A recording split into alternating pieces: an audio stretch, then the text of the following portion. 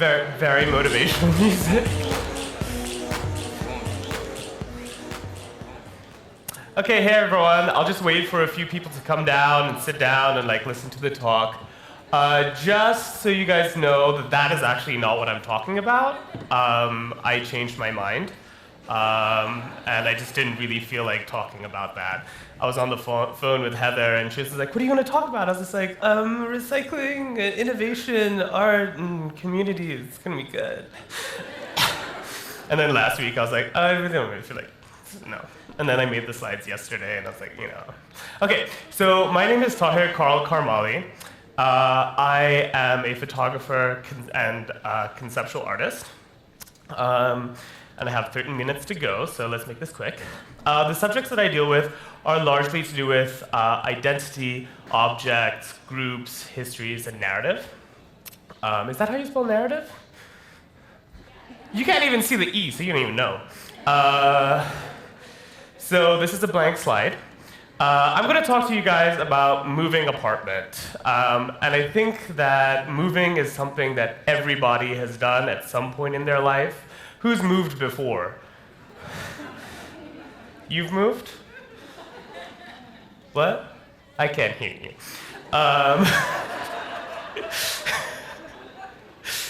So when you move apartments, there's this one box.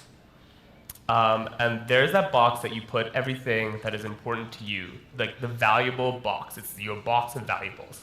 So I want you guys to kind of take time and think about personally, what do you put in that really important box when you move from place to place? You guys got it? Good. I took time. This is out of proportion, by the way. This is skewed.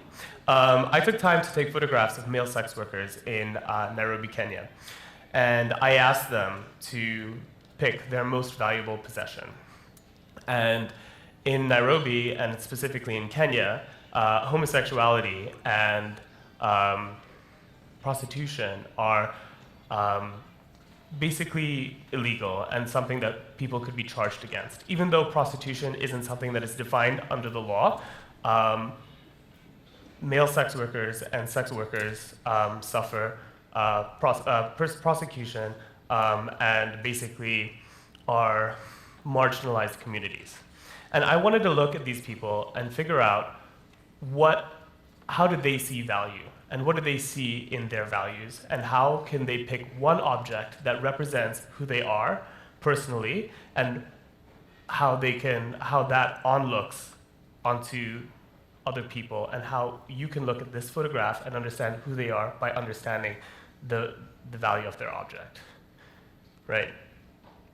And one of the things that I found is that the objects that they chose are things that are not dissimilar to objects that anybody else would choose. Phones, musical items, photographs, textbooks, and so on.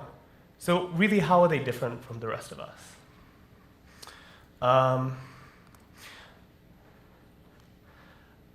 Another thing that happens when you're moving is when you finally have this box of valuables, is that you don't actually have a place to put this box. You're in this in-between zone of not knowing whether you belong in one space or whether you belong in another space.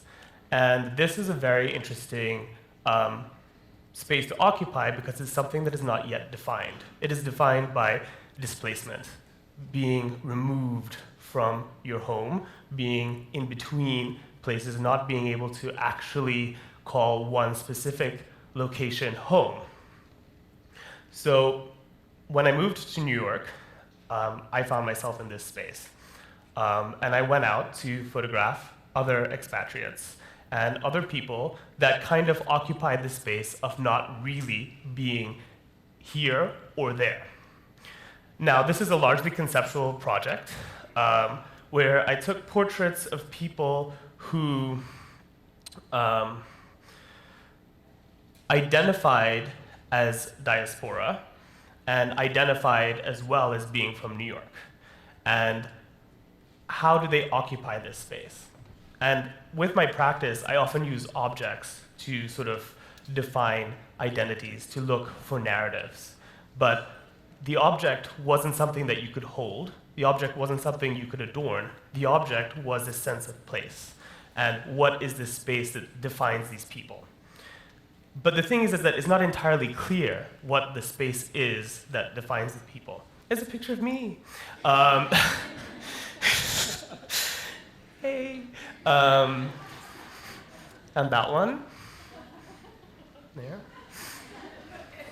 I learned how to use this in the green room. And it really, so this place, I wanted to disguise with a translucency. This kind of like understanding your background and understanding your placement, but not really being belonging to it. This kind of film that kind of covers everything that you touch by not really connecting to where you are. So plastic seemed like a material that quite nicely displaced people from their own homes. Another blank slide. So now you finally have an apartment, and you actually have a space to be. And this is now going to be the space that you get to adorn, the space that you get to put up. It's going to be your identity. It's going to be, I'm going to have a painting that I bought at Brooklyn Flea, and it's going to be amazing. And lo and behold, you start adorning your character. It's another picture of me. So basically, this project is also to do with adornment. And it is to do with recycling and actually what I was supposed to be talking about. The idea of this project was to look at people that worked in the Juakali industry in Kenya, and to look at people who are creatives in Kenya, and to adorn them with materials that were surrounding them. To redefine how we look at the Juakali industry by not just their physical location, but the idea of them, the idea of creation, the idea of these superheroes, this idea of these superhuman Afrofuturist creators, and how the adornment that you typically see around them is not really truly reflective of what they do in the environment for the people. Because you often see photographs of the Juakali industry and people working in the informal sector, in the slums and so on, and informal industries. In informal industries.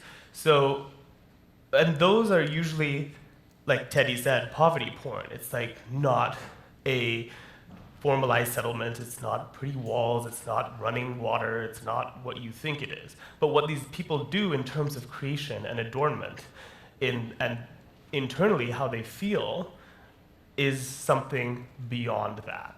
And that's what I tried to do with this particular project, is to portray people and creatives that work within Kenya and these industries to depict a more superhuman and more creative landscape that they actually occupy internally.